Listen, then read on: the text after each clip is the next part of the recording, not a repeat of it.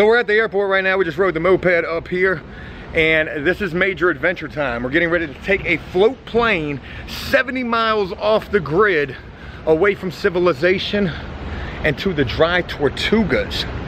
This is an old military fort. It's called Fort Jefferson. It was built back in the 1800s. However, not only was it a military fort, it was also a prison. So this is quite possibly going to be like the oldest prison ever. There were some notable prisoners who were here. I'm gonna tell you guys all about that because I done learned.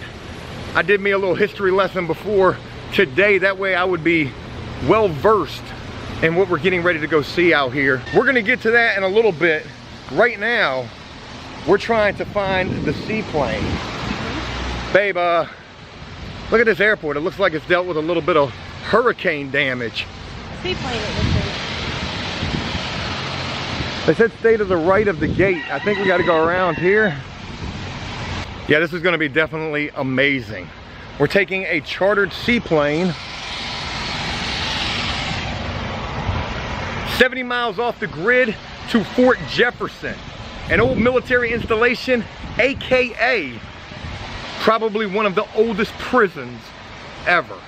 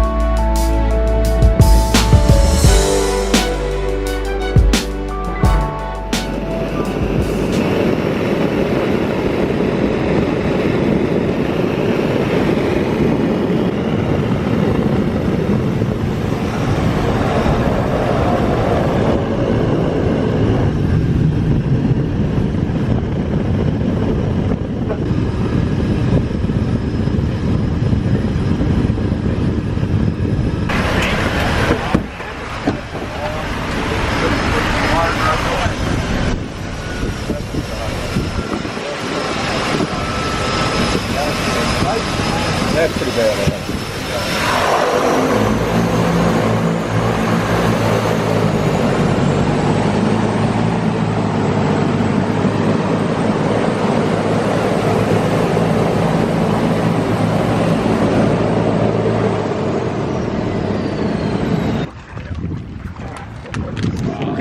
Well, baby, welcome to the middle of nowhere.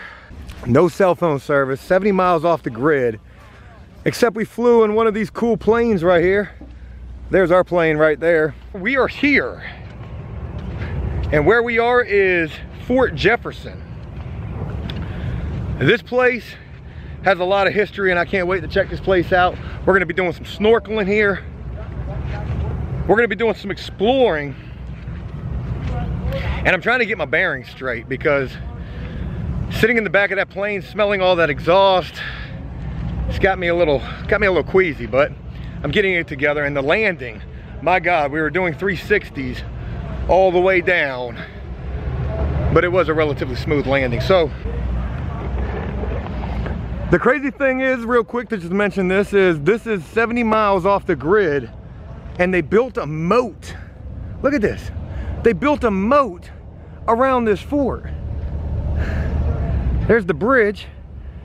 There's a moat right here, and there's an ocean 50 yards over there. So that's pretty crazy. Wow, this is the rec yard. Yeah. I learned a little bit. Wow. So this is actually the biggest brick and mortar structure in the United States. Oh, that's super cool. I think they said something like 16 million, maybe more bricks went into constructing this place that goes all the way around here, all the way around. And again, this was originally constructed to be a military installation. But once the Civil War broke out, they turned this into a prison for deserters. What is this?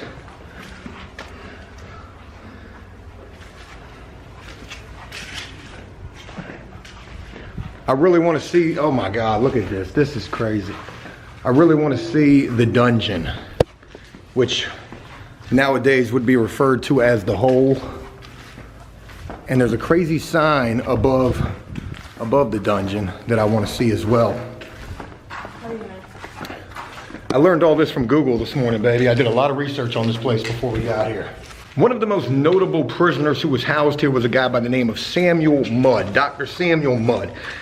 And I learned all of this since I've been down here in Key West. And this guy actually had a conspiracy to assassinate the president charge. He was actually implicated in the murder of Abraham Lincoln. Now, Abraham Lincoln was killed and assassinated by a guy named John Wilkes Booth. When John Wilkes Booth shot Abraham Lincoln in the back of the head, he jumped off of a balcony, broke his leg, went to Dr. Samuel Mudd, who gave him a splint on his leg. And because Dr. Samuel Mudd gave John Wilkes Booth this splint, he got a conspiracy to assassinate the president charge and was sent here to this island to serve a life sentence. And we've actually just arrived at Dr. Mudd's cell. Look at this. I mean, the entrance to this, it's like 5 feet tall. I can't walk through here without ducking down. Wow. This is crazy. I thought you were Samuel Mudd for a second. Wow. He had a pretty big cell. I ain't have no cell like this when I was in prison. Do you work here? Yes, sir. You work here? Yes. This is a pretty spacious place. They said there were holes in here. That's the second cell. Oh, there was a secondary cell? Yes, this is the first cell he took. He was given this cell, and originally the windows were also chopped off, all blocked in. Oh, wow. So there wasn't very much air going through here. So it was super hot in here. And he would just build it from here.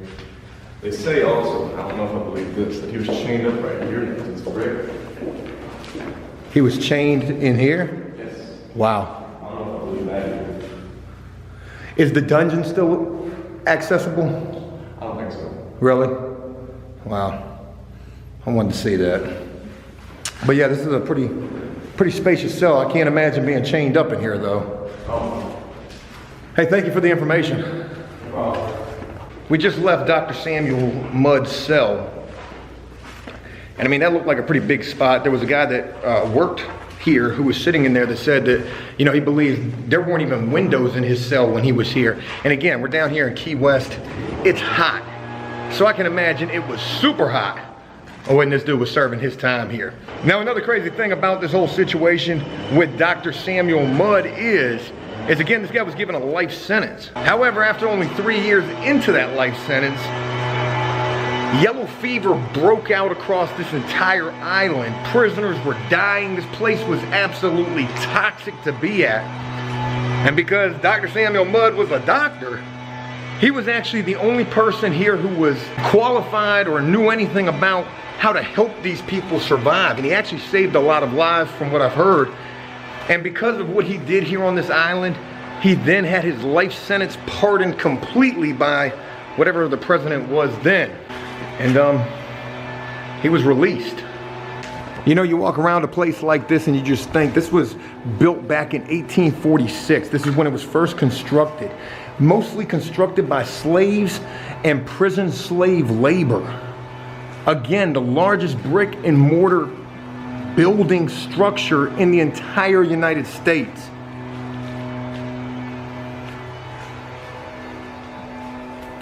Just thinking about trying to create a place like this, working in conditions that are absolutely hot and miserable, being in prison, being enslaved, creating this. I mean, this is the worst of the worst of conditions you could possibly be living under. And you know, they also say this place is haunted. I've heard that as well.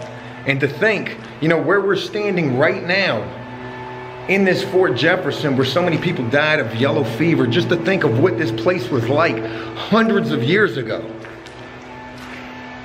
And now this is a park. This is a place where a lot of people like me, and how I'm bringing all of you here, come to visit, come to explore, and come to experience. What do you think this is used for?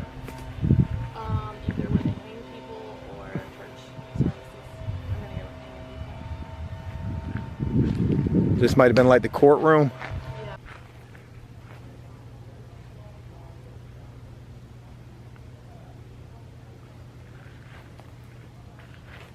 I mean, this reminds me, not like in the same verbatim, but this reminds me a lot of Shutter Island. Oh, the movie we watched? Well, you know, just like how it's out in the middle of nowhere. That was like, a prison too. Yeah, it was an insane asylum. Yeah. What if we were left out here forever? Can you not? The leaf blower sort of takes away from all of it. I wonder how many people are buried underneath these grounds. Oh my God, can you imagine?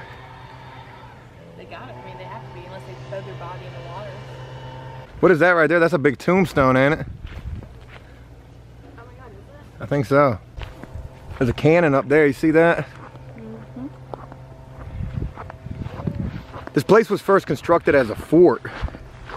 And they say not one single shot was ever fired from this island or in the vicinity of this place. And there's cannons all over this place up on the roof so you can see them. He died of yellow fever. 1867, age 3 years and 6 months. That's really sad. Assistant surgeon, U.S. Army, who died of this post of yellow fever.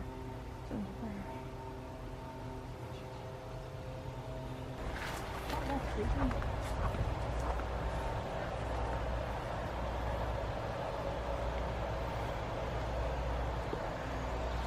You know, they say this place is haunted, baby. Ain't time to take them on out. I want to see some more cells. That's crazy that I asked the guy that worked here about the dungeon, and he said that's no longer accessible. I wonder what that used to be. They're all the way down here too. See how they go at an angle? Could have been cells. I think they definitely. Could have been. Looks like that's where bars used to be at. Yeah. I'm telling you, I think all these may have been cells. There could have been bars on those windows. Serving time here has to be, without question, the worst place on earth to have ever served time at. You know, the one thing that I couldn't find that I was looking for information on, it was how many people died here of yellow fever. One tour guide had told me something really interesting while we've been down here, and that was that, you know, during the Civil War, more people died of disease and sickness than who were actually killed fighting in combat. So the dungeon here, there was a sign that used to be above the dungeon that said, I'm trying to remember exactly how this was worded, but it said, "Whosoever cometh, leaveth all hope behind." No, that ain't real. They ain't got no motors back then. Motors? Wow, look at this boat. I don't know, babe.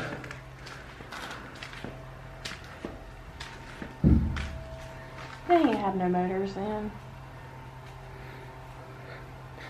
Just needs a little oil, it'll be good as new. Well, yeah. More reliable than I do. Oh, wow. Wow, babe. Thank you. My wife just said that's more reliable than our boat. What does this say right here?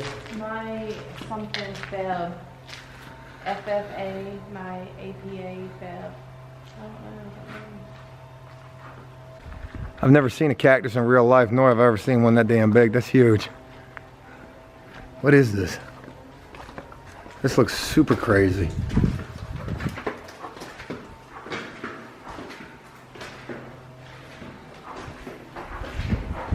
Oh, wow. What is this? This was,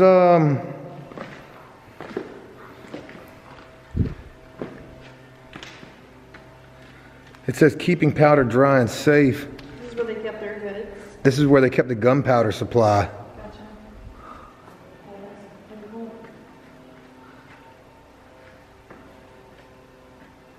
How crazy is it to think that this place was disease ridden? That people were just dying out here. That this was probably like hell on earth out here a couple hundred years ago. Sad. Very sad. And I guess this is the remnants of the barracks. They had, I saw a picture when we got on the island of like houses that used to be right here. Is that a staircase? Yeah. Oh, that's gonna get us to the roof. Wow, these are like super tiny. Like the clearance here can't be any, it's just a little bit taller than me. This is the second floor. Area closed, do not enter. Babe, I don't know. How do you know? Looks like the floor is kind of messed up in there.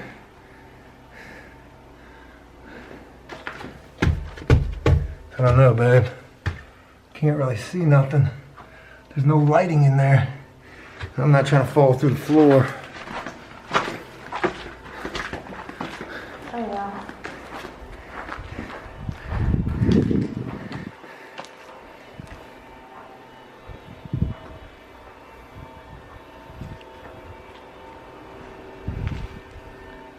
So part one of our adventure here is just exploring this old fort/prison.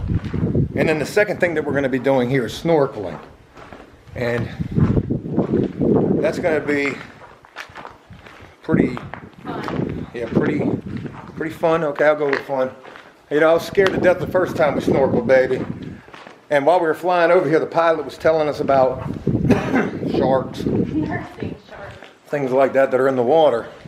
And again, we're 70 miles off the grid. Oh, okay. So maybe we're gonna see his second cell, because the guy downstairs told me. Huh? You know what? What if he didn't work here, babe? What if that guy was just sitting? I don't really know. I don't think so yet. Then if that's the case, we gotta find this dungeon. So look at this. The guy said he had 2 cells here. Look, the Sally Port. They've got those in modern day prisons. This 1898 photo shows the door to another prison cell in the fort called the Dungeon. This is the dungeon. Is it? Oh no. Oh, we definitely going in there. Area closed, do not enter. Hell no, I got to see the dungeon. Where they at?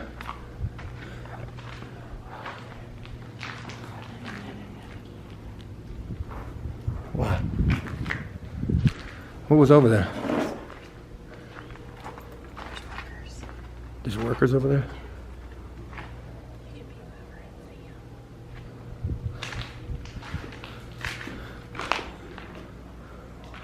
Damn it, man, I want to see the dungeon.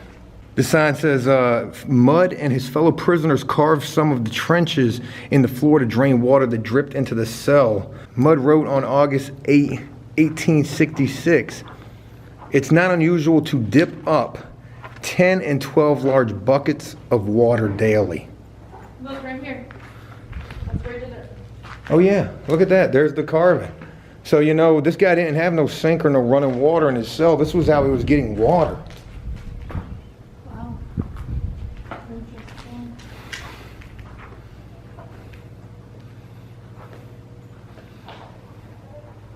That's unbelievable to think. This guy right here, right? Just think about that. This guy, Dr. Mudd, serving a life sentence, was closely guarded after he tried to escape aboard a ship prisoners were helping to unload and load. So when this guy tried to escape on this ship, he was caught.